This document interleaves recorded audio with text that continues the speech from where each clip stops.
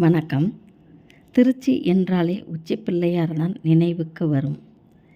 தாயும் ஆகிய செவ்வந்திநாதர் திருச்சி தாயுமானவர்.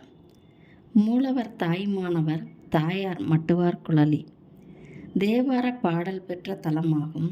மலை அடிவாரத்தில் மாணிக்க விநாயகராகவும் மலை உச்சியில் உச்சி பிள்ளையாராகவும் கோவில் கொண்டுள்ளார் விநாயகர். தனகுப்தனின் மனைவி கர்ப்பமாக இருந்தால் தனது தாயை தனக்கு பிரசவ காலத்தில் உதவ வருமாறு கேட்டுக்கொண்டாள். வரும் வழியில் காவிரியில் ஏற்பட்ட கடும் வெள்ளத்தால் தாயால் ரத்னாவதியை அடைய முடியவில்லை. இதற்கிடையில் ரத்னாவதிக்கு பிரசவ வலி ஏற்பட்டது. அவள் சிவனிடம் உதவிக்காக பிரார்த்தனை செய்தாள். சிவன் ரத்னாவதியின் தாயாக அங்கு தோன்றி வெள்ளம் குறைந்து அவளின் தாய் வரும் வரை அவளை பராமரித்தார் என்பது வரலாறு. பெண்ணின் பிரசவ வலியின் பொழுது தாயாக மாறி உதவியதால் தாயுமானவர் என்று அழைக்கப்படுகிறார்.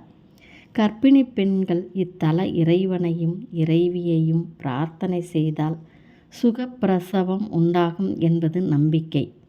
வாழைத்தார் வாங்கி நேர்த்திக் கடன் செலுத்துகிறார்கள். நன்றி, வணக்கம்.